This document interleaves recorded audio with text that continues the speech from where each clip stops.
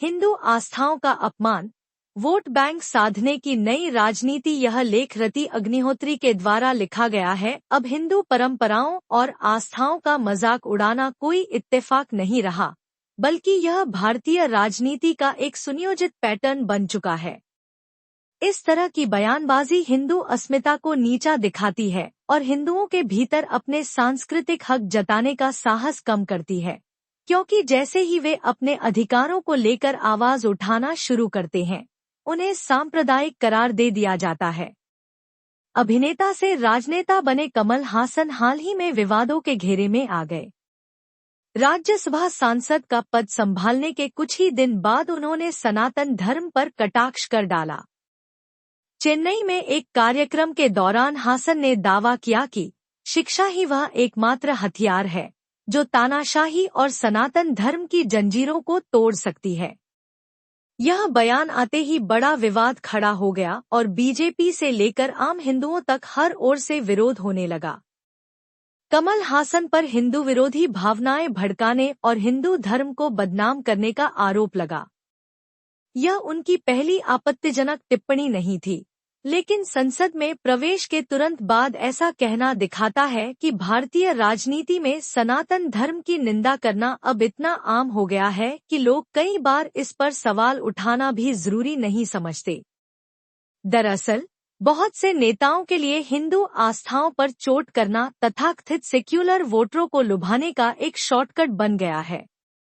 Formula बेहद आसान है, सनातन धर्म पर कटाक्ष कर सुर्खियों में आओ और फिर बीजेपी की तथाकथित हिंदुत्ववादी छवि के ठीक उलट एक सेक्युलर छवि गढ़ लो। इस सियासी खेल में हिंदू धर्म एक बेजान सा मोहरा बनकर रह गया है। कभी इसकी तुलना डेंगू मलेरिया जैसी बीमारियों से की जाती है, तो कभी हिंदू धर्म और संस्कृति पर तमाम तरह के अभद्र व गालीगलौज भरे कटाक्ष किए जाते हैं। और इस प्रक्रिया में सिर्फ एक धर्म और उससे जुड़ी आस्था ही आहत नहीं होते, बल्कि एक पूरी सभ्यता और उसकी अस्मिता की आत्मा को क्षति पहुंचती है। ऐसे हिंदू विरोधी बयानों पर सत्ताधारी दल, हिंदू संगठन और सोशल मीडिया पर लोग विरोध तो करते हैं, लेकिन यह गुस्सा जल्दी ठंडा पड़ जाता है। यही ढिलाई नेताओं को बार बार ऐसी टिप्पणियां करने का हौसला देती है। वे इस प्रकार की हिंदू विरोधी बयानबाजी दोबारा करने से पहले एक बार भी नहीं सोचते, क्योंकि उन्हें हिंदू समुदाय की तरफ से किसी संभावित प्रतिक्रिया का डर नहीं सताता। वो जानते हैं कि विवाद कुछ दिनों की सुर्खियों में सिमट कर रह जाएगा और हिंदू अपनी परंपराओं के अपमान की कड़वी घूंट को चुपचाप पी जाएंगे। 2014 में मोदी सरकार के आने के बाद से इस प्रवृत्ति ने और भी ज्यादा तेजी पकड़ ली है। विपक्षी दलों ने हिंदू धर्म को तानाशाही से जोड़ने की रणनीति अपना ली है और खुद को सेक्युलरिज्म यानी धर्मनिरपेक्षता का ध्वजवाहक दिखाने का अभियान चलाया है। इसके चलते हिंदुओं को प्रगतिशीलता के नाम पर अपनी ही संस्कृति व परंपराओं से अलग-थलग होने के लिए प्रेरित किया जा रहा है और हिंदू धर्म के प्रति घृणा का सामान्यीकरण किया जा रहा है। धर्मनिरपेक्षता की आड़ में हिंदू आस्था पर प्रहार आज भारत की विपक्षी राजनीति का बड़ा हिस्सा मौजूदा सत्ताधारी दल की तथाकथित हिंदू बहुलतावादी सोच का विरोध करने पर आधारित है। यह धारणा व्यापक है कि सत्तारूढ़ दल का मुख्य वोट बैंक हिंदू मुद्दों पर टिका हुआ है, इसलिए विपक्ष ने धर्म और उससे जुड़े प्रतीकों का विरोध ही अपनी चुनावी रणनीति बना लिया है। समय के साथ यह रणनीति केवल आलोचना तक सीमित नहीं रही, बल्कि हिंदू धर्म को नकारात्मक रूप में प्रस्तुत करने और उसकी छवि को धूमिल करने का प्रयास बन गई है। इस प्रक्रिया में विपक्ष अपने लिए एक वैकल्पिक नैरेटिव गढ़ने की कोशिश करता दिख रहा है। इसका सबसे स्पष्ट उदाहरण अयोध्या के राम मंदिर को लेकर देखने को मिला।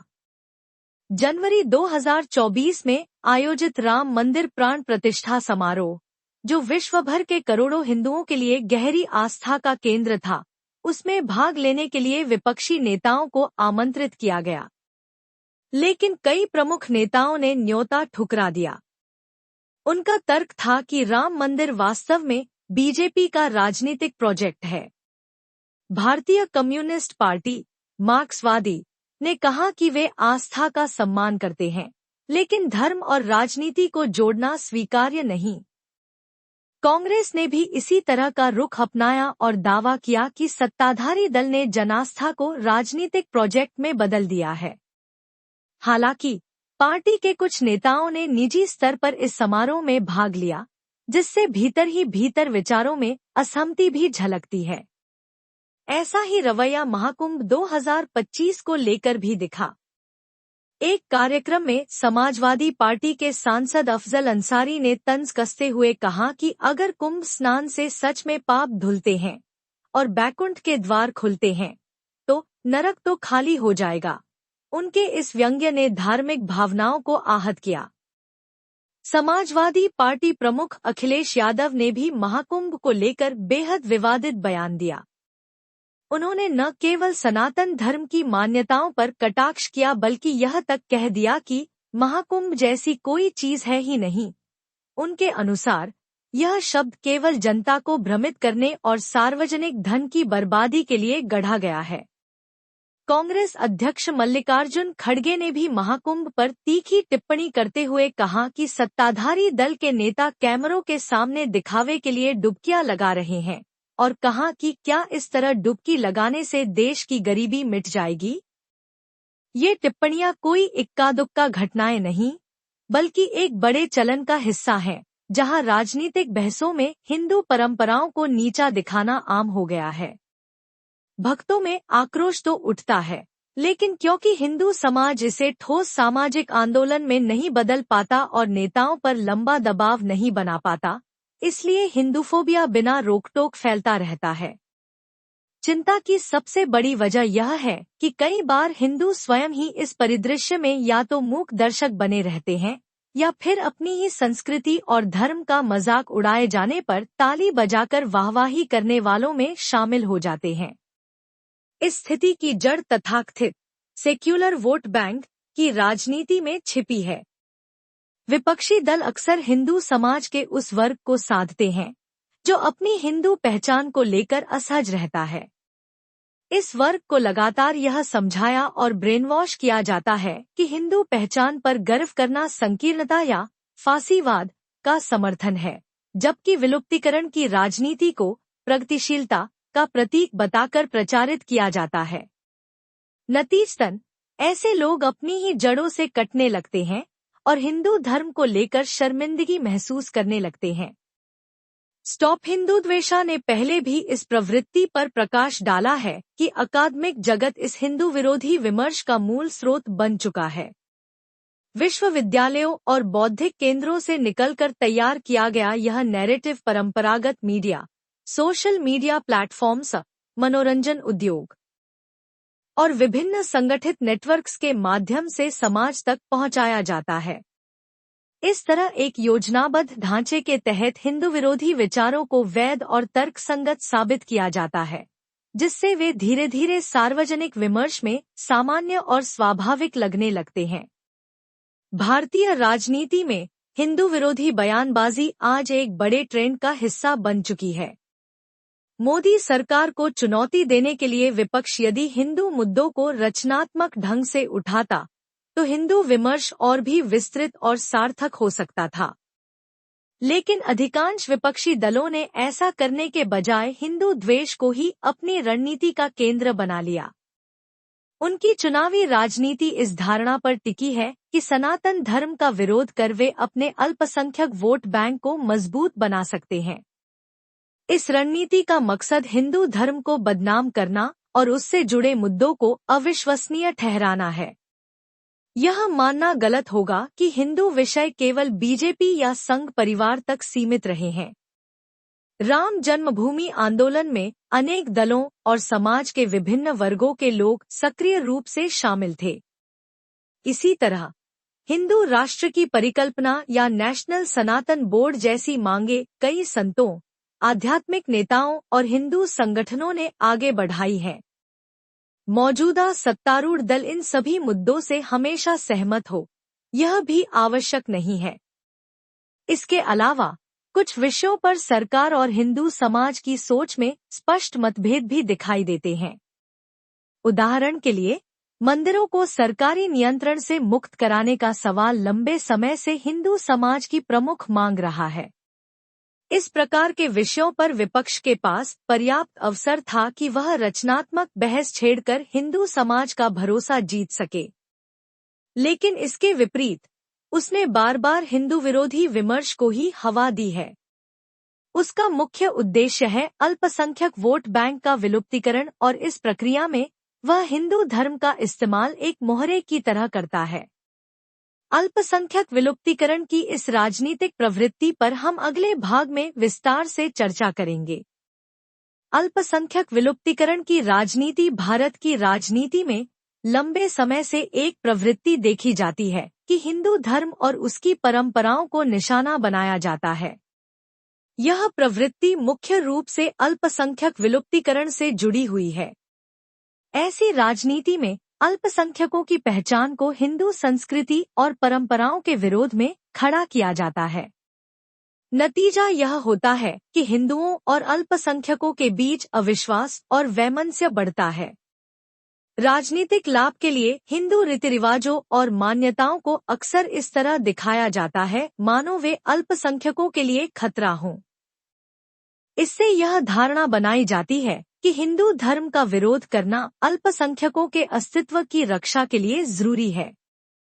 इस प्रकार की सोच ने समाज में विभाजन को और गहरा कर दिया है। विडंबना यह है कि इस विलुप्तीकरण की राजनीति से सबसे ज्यादा नुकसान अल्पसंख्यक समुदायों को ही हुआ है। द न्यू इंडियन में छपे एक लेख में लेखिका अर्शिया मलिक लिखती हैं कि स्वतंत्रता के बाद मुस्लिम नेतृत्व समुदाय को मुख्यधारा में शामिल करने और उसके विकास में असफल रहा। उनका कहना है कि कांग्रेस जैसी पार्टियों से जुड़े मुस्लिम नेताओं ने अपने समाज को सिर्फ वोट बैंक समझा। मलिक के अनुसार इन नेताओं ने असली मुद्दों, शिक्षा, रोजगार और स्वास्थ्य पर ध्यान देने की बजाय विलुप्तीकरण को ही हथियार बना लिया। उन्होंने मुस्लिम समाज को आगे बढ़ाने के बजाय अपनी पकड़ बनाए रखने के लिए झूठे वादों और प्रतीकात्मक संतुष्टि में उलझाए रखा। परिणाम यह हुआ कि मुस्लिम समुदाय रोजगार, शिक्षा और स्वास्थ्य जैसे बुनियादी क्षेत्रों में पिछड़ गया, जबकि उनके नाम पर राजनीति करने वाले नेता मजबूत होते चले गए। अल्पसंख्यक विलुप्तीकरण ने भारत की सभ्यतागत अस्मिता से जुड़े मुद्दों, अयोध्या राम मंदिर, कृष्ण जन्मभूमि, काशी विश्वनाथ ज्ञानवापी विवाद आदि को मुस्लिम समाज के लिए अहम की लड़ाई बना दिया। इसका कारण यह है कि भारतीय मुस्लिम समुदाय अब भी एक प्रकार के सभ्यतागत स्टॉकहोम सिंड्रोम से जकड़ा हुआ है। अपनी सांस्कृतिक पहचान को भारत की प्राचीन परंपरा से जोड़ने के बजाय वह इस्लामिक आक्रांताओं की तथाकथित विरासत में तलाशता है। इस स्थिति ने मुस्लिम समाज को विलुप्तीकरण की राजनीति का अत्यधिक आश्रित बना दिया है। उन्हें एक ऐसे सभ्यतागत नैरेटिव की आवश्यकता है जो उनकी पहचान को भारत की पुरानी सांस्कृतिक और आध्यात्मिक धरोहर से जोड़ सके।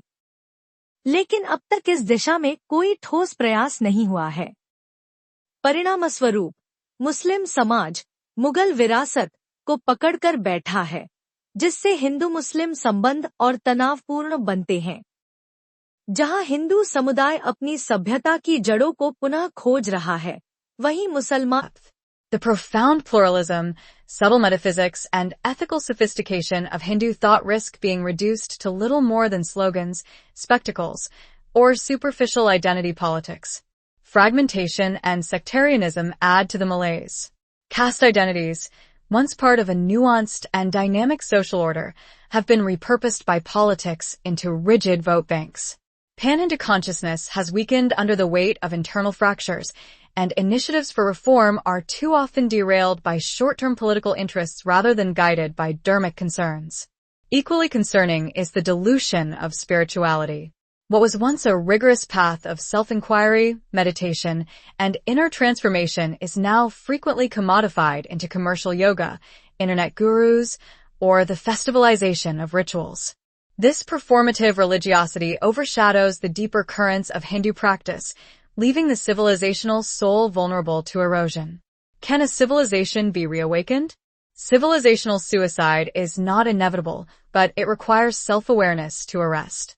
In contrast to the German polymath Oswald Spengler, who thought that the rise and fall of civilizations was inevitable, Toynbee maintained that the fate of civilizations is determined by their response to the challenges facing them. In fact, the unifying theme throughout the book is challenge and response. We are not doomed to make history repeat itself. It is open to us, through our own efforts, to give history, in our case, some new and unprecedented turn. As human beings, we are endowed with this freedom of टिप्पणी कर दी। मामला तब और बढ़ गया जब alt news के सह संस्थापक मोहम्मद जुबैर ने उनकी टिप्पणी का एक हिस्सा काट-छांट कर सोशल मीडिया पर डाल दिया। यह क्लिप पूरी बहस के संदर्भ से अलग थी, लेकिन सोशल मीडिया पर वायरल होते ही इसने मुस्लिम समाज में गुस्से की तीव्र लहर पैदा कर दी। विरोध प्रदर्शन और धमकियों का ऐसा माहौल बना जिसने विलुप्तीकरण की राजनीति की वास्तविक ताकत को सबके सामने ला दिया। नूपुर शर्मा विवाद ने वैश्विक स्तर पर भारी हलचल मचा दी। इस मामले को इस्लामोफोबिया से जोड़कर पूरी दुनिया में प्रचारित किया गया। नूपुर शर्मा को लगातार जान से मारने की धमकियां मिलती रहीं, जिससे वे आज भी सार्वजनिक जीवन से लगभग गायब हैं और डर के साए में जी रही हैं। दुख की बात यह रही कि उनकी सुरक्षा और अभिव्यक्ति की स्वतंत्रता का मजबूती से बचाव करने के बजाय सरकार ने विलुप्तीकरण को प्राथमिकता दी। Choice, and we cannot shuffle off our responsibility upon the shoulders of God or nature. We must shoulder it ourselves. It is up to us. It is up to us to respond creatively to the challenges of our time. Toynbee's view is that when a civilization successfully responds to challenges, it grows. When it fails to respond to a challenge, it enters its period of decline. For Toynbee, civilizations were not intangible or unalterable machines, but a network of social relationships within their borders and therefore subject to both wise and unwise decisions made. Reviving a civilization, pathways to renewal the decline of Hindu civilization is not irreversible. The same traditions that have withstood invasions, colonialism, and internal schisms can be reanimated, but only through intentional, coherent, and dharmically grounded efforts. Hindu civilization, in its long arc, has shown resilience, adaptability, and philosophical depth unmatched in many traditions. The revival of Hindu civilization must avoid superficial symbolism and cultural hubris, in particular the constant reference to India being a unique and superior country, and instead focus on substantive civilizational reconstruction across multiple domains: intellectual, educational, spiritual, cultural, and political.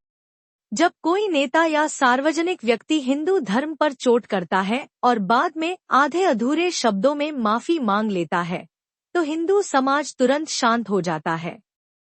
यही प्रवृत्ति एक ऐसे दुष्चक्र को जन्म देती है, जहां बार बार अपमान और तिरस्कार को बिना ठोस प्रतिरोध के स्वीकार कर लिया जाता है। नेता और एक्टिविस्ट जानते हैं कि हिंदू आस्था का अपमान करने पर उन्हें गंभीर विरोध का सामना नहीं करना पड़ेगा। यही कारण है कि वे बेझिझक हिंदू धर्म, उसकी परंपराओं और अनुयायियों का निरंतर अपमान करते रहते हैं। अप्रैल में फिल्मकार अनुराग कश्यप ने ब्राह्मण समाज पर बेहद अश्लील टिप्पणी कर विवाद खड़ा कर दिया। फुले फिल्म पर ऑनलाइन बहस के दौरान कश्यप ने कहा कि वह ब्राह्मणों पर पेशाब करेंगे। इस आपत्तिजनक टिप्पणी ने हिंदू समाज में गुस्सा भड़का दिया और जगह-जगह निंदा हुई। कश्यप की यह टिप्पणी न केवल अपमानजनक थी, बल्कि इसने एक बार फिर यह दिखाया कि हिंदू धर्म और उसके अनुयायियों के अपमान पर समाज किस तरह प्रतिक्रिया करता है। लेकिन जैसे ही अनुराग कश्यप ने माफी मांगी, मामला शांत हो गया। न कोई बड़ा विरोध प्रदर्शन हुआ, न ही उनकी फिल्मों के बहिष्कार की कोई संगठित मांग उठी, सिर्फ कुछ दिनों की नाराजगी और फिर सब ठंडा। हिंदू समाज का यह ढीला रवैया नेताओं, बुद्धिजीवियों और कलाकारों का हौसला बढ़ाता है। उन्हें मालूम है कि हिंदू विरोधी टिप्पणी करना लगभग जोखिमरहित है। नतीजा यह निकलता है कि हिंदूफोबिया अब एक संगठित प्रवृत्ति बन चुका है, जिसके कर्ता धर्ताओं को अपने किए का खामियाजा भुगतने का कोई डर ही नहीं है। तमिलनाडु की हिंदू विरोधी राजनीति हिंदू धर्म पर होने वाले सबसे घृणित हमले अक्सर और केरल जैसे दक्षिण भारतीय राज्यों के राजनेताओं द्वारा किए जाते हैं, और यह कोई संयोग नहीं है। हिंदू आस्था और परंपराओं को गाली देना एक लंबे समय से इन क्षेत्रों के राजनीतिक चरित्र का हिस्सा रहा है। दक्षिण भारत के कुछ राजनीतिक दलों के लिए हिंदू धर्म का अपमान करना एक सुनियोजित राजनीतिक रणनीति है। द्रविड़ राजनीति, जिसे मिशनरी कन्वर्जन तंत्र और वामउदारवादी प्रतिष्ठान से बल मिलता है, तथाकथित जातिगत विभाजन से जुड़ी समस्याओं को संबोधित करने और आर्य द्रविड़ सिद्धांत का राग अलापने की आड़ में हिंदू पहचान को कमजोर करने पर टिकी हुई है। सितंबर 2023 में तमिलनाडु के नेता उदयनिधि स्टालिन ने खुलेआम सनातन धर्म के उन्मूलन की मांग कर डाली। उन्होंने डेंगू, मलेरिया और कोरोना जैसी बीमारियों से सनातन धर्म की तुलना करते हुए उसे पूरी तरह से नष्ट कर देने तक की मांग कर डाली। यह तथ्य कि एक वरिष्ठ मंत्री बहुसंख्यक धर्म के खिलाफ इतना अपमानजनक बयान दे और फिर भी बिना किसी राजनीतिक नुकसान के कुर्सी पर बना रहे, इस बात का सबूत है कि तमिलनाडु की राजनीतिक संस्कृति में हिंदू धर्म का अपमान करना एक सामान्य प्रचलन है। तमिलनाडु में जिस तरह की राजनीति का बोलबाला है, उसके चलते तो हिंदू धर्म की आलोचना की प्रशंसा की जाती है, बल्कि हिंदू धर्म को गाली देना प्रगतिशील राजनीति का द्योतक माना जाता है। स्वराज्य पत्रिका में छपे एक लेख ने इस प्रवृत्ति की ऐतिहासिक जड़ों को उजागर किया। उसमें बताया गया कि उदयनिधि के इस बयान पर किसी को भी हैरानी नहीं होनी चाहिए, चूंकि डीएमके, तमिलनाडु की सत्तारूढ़ पार्टी के संस्थापक सीएन अन्नादुरै ने 1943 में ही एक वक्तव्य के दौरान सनातन को खत्म करने की बात कही थी।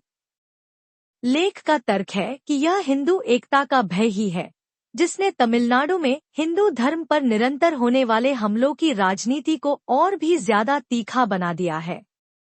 अपने लेखन के माध्यम से डेविड फ्रॉली ने भी दक्षिण भारत में बढ़ती हिंदू विरोधी राजनीति की ओर इशारा किया है। वे इस चलन को एक गहरा सांस्कृतिक विरोधाभास बताते हैं, जहां एक ओर तो यह इलाका वैदिक विरासत से समृद्ध है, तो वहीं दूसरी ओर यहाँ के मतदाता अक्सर ऐसी पार्टियों को सत्ता में लाते हैं जो खुले तौर पर हिंदू विरोधी एजेंडे को आगे बढ़ाती हैं, जैसे तमिलनाडु में डीएमके और केरल में कम्युनिस्ट। फ्रॉले मानते हैं कि इसकी असली वजह यह है कि दक्षिण भारतीय हिंदू अपनी सांस्कृतिक पहचान या सामाजिक अधिकारों की रक्षा के लिए शायद ही कभी एकजुट होकर मतदान करते हैं। इसका नतीजा यह निकलता है कि उनकी संस्कृति और परंपराएं राजनीतिक दांव पेंचों के प्रति अति संवेदनशील हो जाती हैं। समापन भारत का हिंदू समुदाय अक्सर राजनीतिक छीनताक्षी के निशाने पर रहते हैं, और इसकी सबसे बड़ी वजह यह है कि वह एक संगठित वोट बैंक के तौर पर सक्रिय नहीं है। हिंदुओं में एकजुटता की इस कमी के चलते वे राजनीतिक क्षेत्र में हिंदू मुद्दों को सामूहिक रूप से उठाने में असमर्थ रहते हैं। इसका नतीजा यह निकलता है कि भारत का हिंदू समुदाय सीधे सीधे हिंदूफोबिया या हिंदू विरोधी मानसिकता के निशाने पर आ जाता है। इसलिए कभी धर्मनिरपेक्षता तो कभी प्रगतिशीलता के नाम पर हिंदू धर्म का अपमान किया जाता है। आज जब भारत एक व्यापक सभ्यतागत और सांस्कृतिक पुनर्जागरण के दौर से गुजर रहा है, तब सनातन धर्म से जुड़े मुद्दों पर राजनीतिक एकता की जरूरत पहले से कहीं अधिक बढ़ गई है। जातिगत विलुप्तीकरण से ऊपर उठकर मूल हिंदू चिंताओं के इर्द-गिर्द निर्मित एक एकीकृत हिंदू पहचान ही भारतीय राजनीति में सनातन धर्म के व्यवस्थित दानवीकरण, डेमोनाइजेशन का सबसे प्रभावी उत्तर बन सकती है। यह लेख रति अग्निहोत्री के द्वारा लिखा गया है। अब हिंदू परंपराओं और आस्थाओं का मजाक उड़ाना कोई इत्तेफाक नहीं रहा, बल्कि यह भारतीय राजनीति का एक सुनियोजित पैटर्न बन चुका है। इस तरह की बयानबाजी हिंदू अस्मिता को नीचा दिखाती है और हिंदुओं के भीतर अपने सांस्कृतिक हक जताने का साहस कम करती है, क्योंकि जैसे ही वे अपने अधिकारों को लेकर आवाज उठाना शुरू करते हैं, उन्हें सांप्रदायिक करार दे दिया जाता है। अभिनेता से राजनेता बने कमल हासन हाल ही में विवादों के घेरे में आ गए। राज्यसभा सांसद का पद संभालने के कुछ ही दिन बाद उन्होंने सनातन धर्म पर कटाक्ष कर डाला। चेन्नई में एक कार्यक्रम के दौरान हासन ने दावा किया कि शिक्षा ही वह एकमात्र हथियार है जो तानाशाही और सनातन धर्म की जंजीरों को तोड़ सकती है। यह बयान आते ही बड़ा विवाद खड़ा हो गया और बीजेपी से लेकर आम हिंदुओं तक हर ओर से विरोध होने लगा। कमल हासन पर हिंदू विरोधी भावनाएं भड़काने और हिंदू धर्म को बदनाम करने का आरोप लगा। यह उनकी पहली आपत्तिजनक टिप्पणी नहीं थी, लेकिन संसद में प्रवेश के तुरंत बाद ऐसा कहना दिखाता है कि भारतीय राजनीति में सनातन धर्म की निंदा करना अब इतना आम हो गया है कि लोग कई बार इस पर सवाल उठाना भी जरूरी नहीं समझते। दरअसल बहुत से नेताओं के लिए हिंदू आस्थाओं पर चोट करना तथाकथित सेक्युलर वोटरों को लुभाने का एक शॉर्टकट बन गया है। फॉर्मूला बेहद आसान है, सनातन धर्म पर कटाक्ष कर सुर्खियों में आओ और फिर बीजेपी की तथाकथित हिंदुत्ववादी छवि के ठीक उलट एक सेक्युलर छवि गढ़ लो। इस सियासी खेल में हिंदू धर्म एक बेजान सा मोहरा बनकर रह गया है। कभी इसकी तुलना डेंगू मलेरिया जैसी बीमारियों से की जाती है, तो कभी हिंदू धर्म और संस्कृति पर तमाम तरह के अभद्र व गालीगलौज भरे कटाक्ष किए जाते हैं। और इस प्रक्रिया में सिर्फ एक धर्म और उससे जुड़ी आस्था ही आहत नहीं होते, बल्कि एक पूरी सभ्यता और उसकी अस्मिता की आत्मा को क्षति पहुंचती है। ऐसे हिंदू विरोधी बयानों पर सत्ताधारी दल, हिंदू संगठन और सोशल मीडिया पर लोग विरोध तो करते हैं, लेकिन यह गुस्सा जल्दी ठंडा पड़ जाता है। यही ढिलाई नेताओं को बार बार ऐसी टिप्पणियां करने का हौसला देती है। वे इस प्रकार की हिंदू विरोधी बयानबाजी दोबारा करने से पहले एक बार भी नहीं सोचते, क्योंकि उन्हें हिंदू समुदाय की तरफ से किसी संभावित प्रतिक्रिया का डर नहीं सताता। वो जानते हैं कि विवाद कुछ दिनों की सुर्खियों में सिमट कर रह जाएगा और हिंदू अपनी परंपराओं के अपमान की कड़वी घूंट को चुपचाप पी जाएंगे। 2014 में मोदी सरकार के आने के बाद से इस प्रवृत्ति ने और भी ज्यादा तेजी पकड़ ली है। विपक्षी दलों ने हिंदू धर्म को तानाशाही से जोड़ने की रणनीति अपना ली है और खुद को सेक्युलरिज्म यानी धर्मनिरपेक्षता का ध्वजवाहक दिखाने का अभियान चलाया है। इसके चलते हिंदुओं को प्रगतिशीलता के नाम पर अपनी ही संस्कृति व परंपराओं से अलग-थलग होने के लिए प्रेरित किया जा रहा है और हिंदू धर्म के प्रति घृणा का सामान्यीकरण किया जा रहा है। धर्मनिरपेक्षता की आड़ में हिंदू आस्था पर प्रहार आज भारत की विपक्षी राजनीति का बड़ा हिस्सा मौजूदा सत्ताधारी दल की तथाकथित हिंदू बहुलतावादी सोच का विरोध करने पर आधारित है। यह धारणा व्यापक है कि सत्तारूढ़ दल का मुख्य वोट बैंक हिंदू मुद्दों पर टिका हुआ है, इसलिए विपक्ष ने धर्म और उससे जुड़े प्रतीकों का विरोध ही अपनी चुनावी रणनीति बना लिया है। समय के साथ यह रणनीति केवल आलोचना तक सीमित नहीं रही, बल्कि हिंदू धर्म को नकारात्मक रूप में प्रस्तुत करने और उसकी छवि को धूमिल करने का प्रयास बन गई है। इस प्रक्रिया में विपक्ष अपने लिए एक वैकल्पिक नैरेटिव गढ़ने की कोशिश करता दिख रहा है। इसका सबसे स्पष्ट उदाहरण अयोध्या के राम मंदिर को लेकर देखने को मिला। जनवरी 2024 में आयोजित राम मंदिर प्राण प्रतिष्ठा समारोह, जो विश्व भर के करोड़ों हिंदुओं के लिए गहरी आस्था का केंद्र था, उसमें भाग लेने के लिए विपक्षी नेताओं को आमंत्रित किया गया, लेकिन कई प्रमुख नेताओं ने न्योता ठुकरा दिया। उनका तर्क था कि राम मंदिर वास्तव में बीजेपी का राजनीतिक प्रोजेक्ट है। भारतीय कम्युनिस्ट पार्टी, मार्क्सवादी, ने कहा कि वे आस्था का सम्मान करते हैं, लेकिन धर्म और राजनीति को जोड़ना स्वीकार्य नहीं। कांग्रेस ने भी इसी तरह का रुख अपनाया और दावा किया कि सत्ताधारी दल ने जनास्था को राजनीतिक प्रोजेक्ट में बदल दिया है।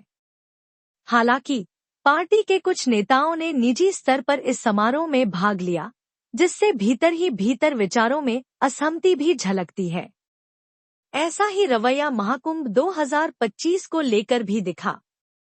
एक कार्यक्रम में समाजवादी पार्टी के सांसद अफजल अंसारी ने तंज कसते हुए कहा कि अगर कुंभ स्नान से सच में पाप धुलते हैं और बैकुंठ के द्वार खुलते हैं, तो नरक तो खाली हो जाएगा। उनके इस व्यंग्य ने धार्मिक भावनाओं को आहत किया। समाजवादी पार्टी प्रमुख अखिलेश यादव ने भी महाकुंभ को लेकर बेहद विवादित बयान दिया।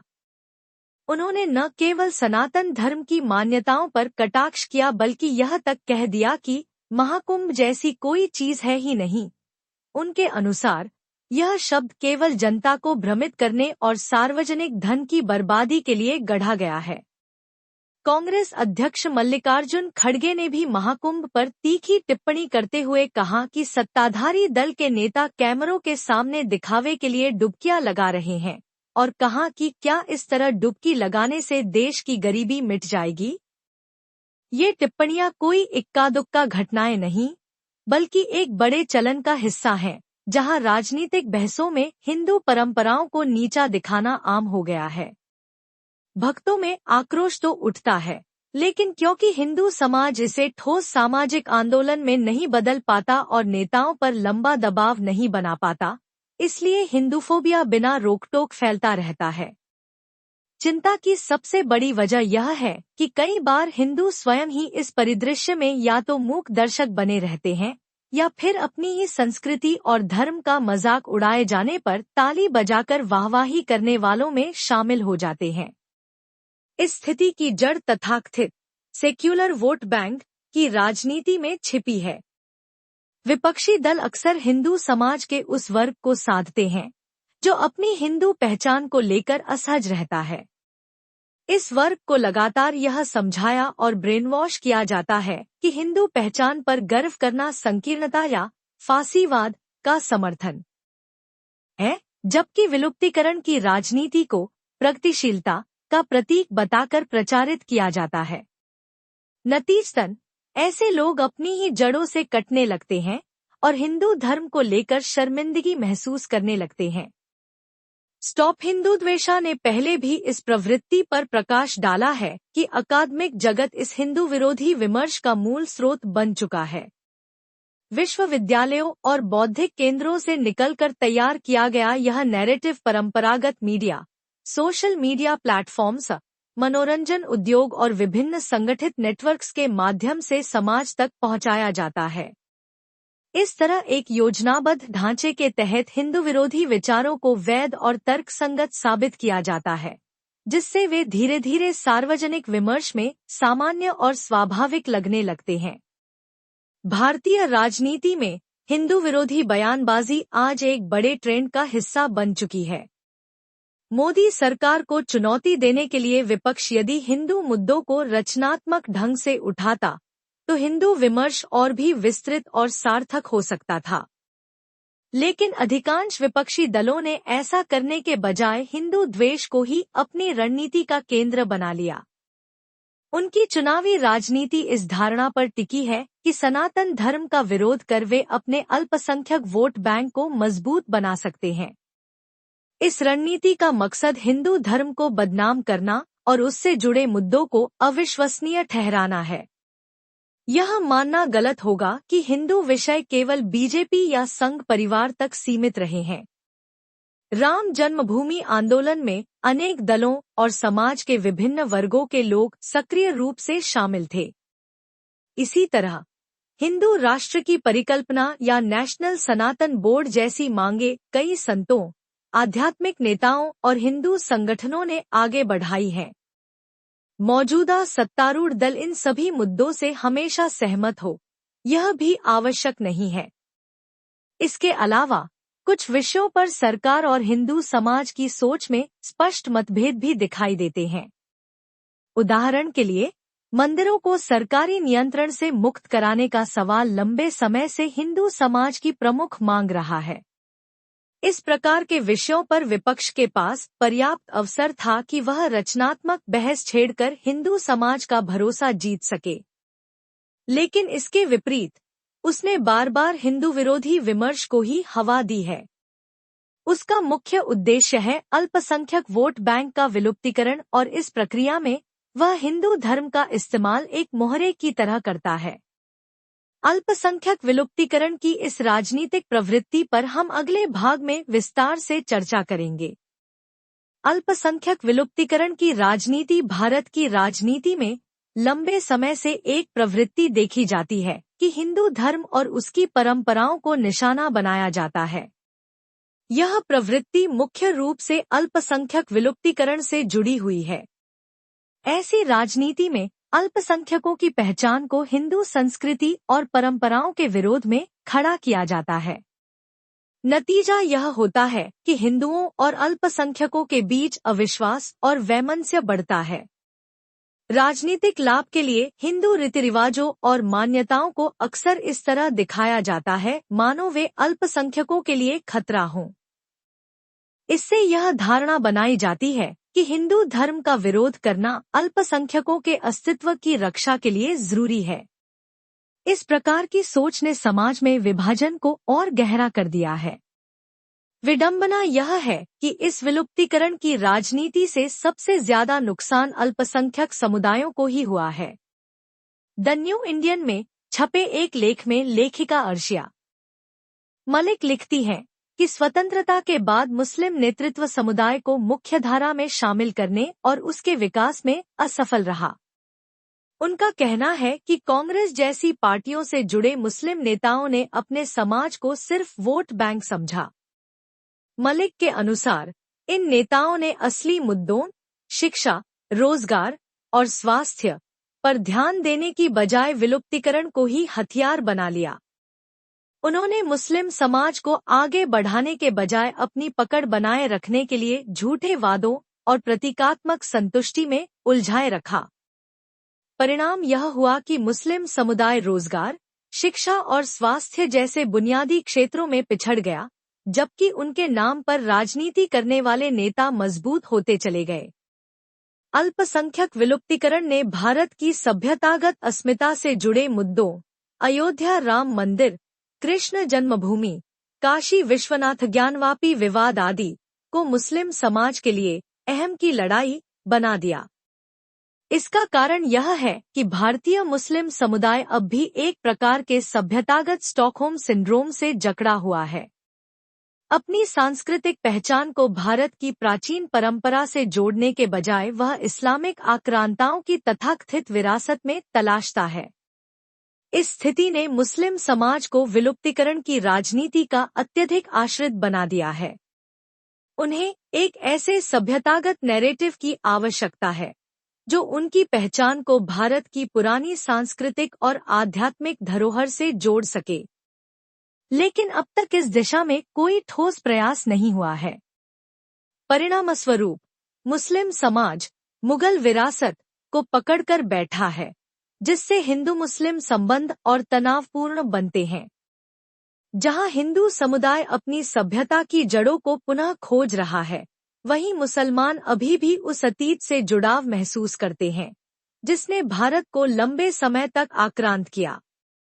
अर्शिया मलिक लिखती हैं कि यही मानसिकता दोनों समुदायों को बराबरी के संवाद की बजाय लगातार टकराव की स्थिति में खड़ा कर देती है। राजनीतिक हिंदुत्व का उभार आंशिक रूप से उस खालीपन से जुड़ा है जो मुस्लिम नेताओं की समावेशी और प्रगतिशील दृष्टिकोण अपनाने में विफलता से पैदा हुआ। वे मुगल काल के मोह को छोड़ नहीं पाए। आज भले ही देर हो चुकी है, लेकिन भारतीय मुसलमानों की चुनौतियां एक नए नेतृत्व की मांग करती हैं। एक ऐसा नेतृत्व जो पहचान की राजनीति छोड़कर सामाजिकार्थिक विकास और मुख्यधारा में सहभागिता को प्राथमिकता दे। भारत में मुसलमान और ईसाई समुदाय अक्सर एकजुट होकर वोट देते हैं, लेकिन हिंदू समाज में ऐसी कोई राजनीतिक एकता नहीं है। यही कारण है कि हिंदू संगठित वोट बैंक के रूप में सामने नहीं आते। इस राजनीतिक कमजोरी का सीधा लाभ अल्पसंख्यक विलुप्तीकरण की राजनीति को मिलता है। लगभग हर बड़ा दल अल्पसंख्यक वोटों की ताकत के आगे झुकता दिखाई देता है। इसका सबसे स्पष्ट उदाहरण 2022 का नूपुर शर्मा विवाद है। काशी ज्ञानवापी परिसर में शिवलिंग मिलने को लेकर एक टीवी डिबेट में जब कुछ पैनलिस्ट्स ने जांच पर व्यंग्य किया और उसका मजाक उड़ाया, तो नूपुर शर्मा की धार्मिक भावनाएं आहत हुईं। उसी दौरान उन्होंने इस्लाम पर कुछ विवादित टिप्पणी कर दी। मामला तब और बढ़ गया जब ऑल्ट न्यूज के सह-संस्थापक मोहम्मद जुबैर ने उनकी टिप्पणी का एक हिस्सा काट-छांट कर सोशल मीडिया पर डाल दिया। यह क्लिप पूरी बहस के संदर्भ से अलग थी, लेकिन सोशल मीडिया पर वायरल होते ही इसने मुस्लिम समाज में गुस्से की तीव्र लहर पैदा कर दी। विरोध प्रदर्शन और धमकियों का ऐसा माहौल बना जिसने विलुप्तीकरण की राजनीति की वास्तविक ताकत को सबके सामने ला दिया। नूपुर शर्मा विवाद ने वैश्विक स्तर पर भारी हलचल मचा दी। इस मामले को इस्लामोफोबिया से जोड़कर पूरी दुनिया में प्रचारित किया गया। नूपुर शर्मा को लगातार जान से मारने की धमकियां मिलती रहीं, जिससे वे आज भी सार्वजनिक जीवन से लगभग गायब हैं और डर के साए में जी रही हैं। दुख की बात यह रही कि उनकी सुरक्षा और अभिव्यक्ति की स्वतंत्रता का मजबूती से बचाव करने के बजाय सरकार ने विलुप्तीकरण को प्राथमिकता दी। धमकी देने वालों पर सख्त कार्रवाई की जगह नूपुर को ही हाशिए पर धकेल दिया गया। हिंदू मुद्दों को लेकर कोई देशव्यापी आंदोलन आखिर क्यों नहीं छिड़ पाता? भारत में अधिकांश बड़े आंदोलन अक्सर अल्पसंख्यक अधिकारों के चश्मे से देखे और दिखाए जाते हैं। इसका सबसे प्रमुख उदाहरण है दिल्ली का शाहीन बाग आंदोलन दिसंबर 2019 मार्च 2020, जहां नागरिकता संशोधन अधिनियम सीए का विरोध हुआ। बुजुर्ग मुस्लिम महिलाओं की ठंड में धरना देती तस्वीरें वामपंथी और उदारवादी मीडिया के लिए आंदोलन का प्रतीक बना दी गईं। लेकिन इस दौरान एक अहम तथ्य छिपा दिया गया। सीए भारत के मुसलमानों के खिलाफ नहीं, बल्कि पाकिस्तान, अफगानिस्तान और बांग्लादेश से आए प्रताड़ित हिंदू, सिख, ईसाई और अन्य अल्पसंख्यकों को शरण देने के लिए बनाया गया था। यही पैटर्न आगे किसान आंदोलन 2020 से 2021 में भी दिखा। यह आंदोलन मूल रूप से कृषि कानूनों से जुड़ा था, लेकिन मीडिया नैरेटिव ने इसे शाहीन बाग से जोड़ दिया, मानो यह भी हिंदू राष्ट्रवाद के खिलाफ लड़ाई हो। आंदोलन में महिलाओं की भागीदारी को विशेष रूप से उभारा गया और इसे शाहीन बाग की महिलाओं से प्रेरित बताकर एक प्रतीकात्मक कड़ी बना दी गई। इस तरह वास्तविक मुद्दों, चाहे नागरिकता हो या कृषि सुधार, पर गंभीर बहस के बजाय आंदोलनों को हिंदू पहचान और बहुसंख्यक समाज के विरोध के प्रतीक में बदल दिया गया। इससे विमर्श का फोकस मूल समस्याओं से हटकर राजनीतिक एजेंडे पर केंद्रित हो गया। भारत में अल्पसंख्यक समुदाय अपने मुद्दों को उठाने के लिए अक्सर बड़े आंदोलनों का सहारा लेते हैं, चाहे उन मुद्दों की वैधता संदिग्ध ही क्यों न हो। इसके विपरीत हिंदू समाज ने बहुत कम ही अपने धार्मिक या सांस्कृतिक मुद्दों पर राष्ट्रव्यापी आंदोलन खड़ा किया है। कई बार तो वोक कहे जाने वाले हिंदू भी वामपंथी या इस्लामिस्ट एजेंडा वाले आंदोलनों में धर्मनिरपेक्षता के नाम पर शामिल हो जाते हैं और अनजाने में हिंदू विरोधी नैरेटिव को और बल देते हैं। तटस्थ रहना या चुप रहना, जिसे कई लोग सद्गुण मानते हैं, दरअसल हिंदुओं को सबसे आसान निशाना बना देता है। इस स्थिति को और गहरा करता है हिंदू समाज का क्षमाशील स्वभाव। जब कोई नेता या सार्वजनिक व्यक्ति हिंदू धर्म पर चोट करता है और बाद में आधे अधूरे शब्दों में माफी मांग लेता है, तो हिंदू समाज तुरंत शांत हो जाता है। यही प्रवृत्ति एक ऐसे दुष्चक्र को जन्म देती है, जहां बार बार अपमान और तिरस्कार को बिना ठोस प्रतिरोध के स्वीकार कर लिया जाता है। नेता और एक्टिविस्ट जानते हैं कि हिंदू आस्था का अपमान करने पर उन्हें गंभीर विरोध का सामना नहीं करना पड़ेगा। यही कारण है कि वे बेझिझक हिंदू धर्म, उसकी परंपराओं और अनुयायियों का निरंतर अपमान करते रहते हैं। अप्रैल में फिल्मकार अनुराग कश्यप ने ब्राह्मण समाज पर बेहद अश्लील टिप्पणी कर विवाद खड़ा कर दिया। फुले फिल्म पर ऑनलाइन बहस के दौरान कश्यप ने कहा कि वह ब्राह्मणों पर पेशाब करेंगे। इस आपत्तिजनक टिप्पणी ने हिंदू समाज में गुस्सा भड़का दिया और जगह जगह निंदा हुई। कश्यप की यह टिप्पणी न केवल अपमानजनक थी, बल्कि इसने एक बार फिर यह दिखाया कि हिंदू धर्म और उसके अनुयायियों के अपमान पर समाज किस तरह प्रतिक्रिया करता है। लेकिन जैसे ही अनुराग कश्यप ने माफी मांगी, मामला शांत हो गया। न कोई बड़ा विरोध प्रदर्शन हुआ, न ही उनकी फिल्मों के बहिष्कार की कोई संगठित मांग उठी। सिर्फ कुछ दिनों की नाराजगी और फिर सब ठंडा। हिंदू समाज का यह ढीला रवैया नेताओं, बुद्धिजीवियों और कलाकारों का हौसला बढ़ाता है। उन्हें मालूम है कि हिंदू विरोधी टिप्पणी करना लगभग जोखिमरहित है। नतीजा यह निकलता है कि हिंदूफोबिया अब एक संगठित प्रवृत्ति बन चुका है, जिसके कर्ता-धर्ताओं को अपने किए का खामियाजा भुगतने का कोई डर ही नहीं है। तमिलनाडु की हिंदू विरोधी राजनीति हिंदू धर्म पर होने वाले सबसे घृणित हमले अक्सर और केरल जैसे दक्षिण भारतीय राज्यों के राजनेताओं द्वारा किए जाते हैं। और यह कोई संयोग नहीं है। हिंदू आस्था और परंपराओं को गाली देना एक लंबे समय से इन क्षेत्रों के राजनीतिक चरित्र का हिस्सा रहा है। दक्षिण भारत के कुछ राजनीतिक दलों के लिए हिंदू धर्म का अपमान करना एक सुनियोजित राजनीतिक रणनीति है। द्रविड़ राजनीति, जिसे मिशनरी कन्वर्जन तंत्र और वामउदारवादी प्रतिष्ठान से बल मिलता है, तथाकथित जातिगत विभाजन से जुड़ी समस्याओं को संबोधित करने और आर्य द्रविड़ सिद्धांत का राग अलापने की आड़ में हिंदू पहचान को कमजोर करने पर टिकी हुई है। सितंबर 2023 में तमिलनाडु के नेता उदयनिधि स्टालिन ने खुलेआम सनातन धर्म के उन्मूलन की मांग कर डाली। उन्होंने डेंगू, मलेरिया और कोरोना जैसी बीमारियों से सनातन धर्म की तुलना करते हुए उसे पूरी तरह से नष्ट कर देने तक की मांग कर डाली। यह तथ्य कि एक वरिष्ठ मंत्री बहुसंख्यक धर्म के खिलाफ इतना अपमानजनक बयान दे और फिर भी बिना किसी राजनीतिक नुकसान के कुर्सी पर बना रहे, इस बात का सबूत है कि तमिलनाडु की राजनीतिक संस्कृति में हिंदू धर्म का अपमान करना एक सामान्य प्रचलन है। तमिलनाडु में जिस तरह की राजनीति का बोलबाला है, उसके चलते तो हिंदू धर्म की आलोचना की प्रशंसा की जाती है, बल्कि हिंदू धर्म को गाली देना प्रगतिशील राजनीति का द्योतक माना जाता है। स्वराज्य पत्रिका में छपे एक लेख ने इस प्रवृत्ति की ऐतिहासिक जड़ों को उजागर किया।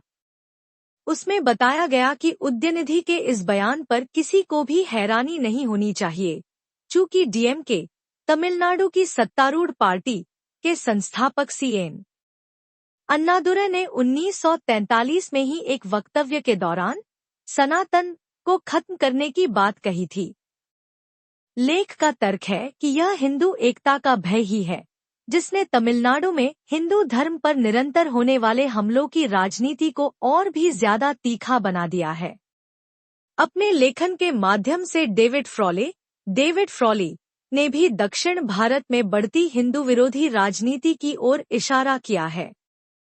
वे इस चलन को एक गहरा सांस्कृतिक विरोधाभास बताते हैं, जहां एक ओर तो यह इलाका वैदिक विरासत से समृद्ध है, तो वहीं दूसरी ओर यहाँ के मतदाता अक्सर ऐसी पार्टियों को सत्ता में लाते हैं जो खुले तौर पर हिंदू विरोधी एजेंडे को आगे बढ़ाती हैं, जैसे तमिलनाडु में डीएमके और केरल में कम्युनिस्ट। फ्रॉले मानते हैं कि इसकी असली वजह यह है कि दक्षिण भारतीय हिंदू अपनी सांस्कृतिक पहचान या सामाजिक अधिकारों की रक्षा के लिए शायद ही कभी एकजुट होकर मतदान करते हैं। इसका नतीजा यह निकलता है कि उनकी संस्कृति और परंपराएं राजनीतिक दांव पेंचों के प्रति अति संवेदनशील हो जाती हैं। समापन भारत का हिंदू समुदाय अक्सर राजनीतिक छीनताक्षी के निशाने पर रहते हैं, और इसकी सबसे बड़ी वजह यह है कि वह एक संगठित वोट बैंक के तौर पर सक्रिय नहीं है। हिंदुओं में एकजुटता की इस कमी के चलते वे राजनीतिक क्षेत्र में हिंदू मुद्दों को सामूहिक रूप से उठाने में असमर्थ रहते हैं। इसका नतीजा यह निकलता है कि भारत का हिंदू समुदाय सीधे सीधे हिंदूफोबिया या हिंदू विरोधी मानसिकता के निशाने पर आ जाता है। इसलिए कभी धर्मनिरपेक्षता तो कभी प्रगतिशीलता के नाम पर हिंदू धर्म का अपमान किया जाता है। आज जब भारत एक व्यापक सभ्यतागत और सांस्कृतिक पुनर्जागरण के दौर से गुजर रहा है, तब सनातन धर्म से जुड़े मुद्दों पर राजनीतिक एकता की जरूरत पहले से कहीं अधिक बढ़ गई है। जातिगत विलुप्तीकरण से ऊपर उठकर मूल हिंदू चिंताओं के इर्द गिर्द निर्मित एक एकीकृत हिंदू पहचान ही भारतीय राजनीति में सनातन धर्म के व्यवस्थित दानवीकरण, डेमोनाइजेशन का सबसे प्रभावी उत्तर बन सकती है।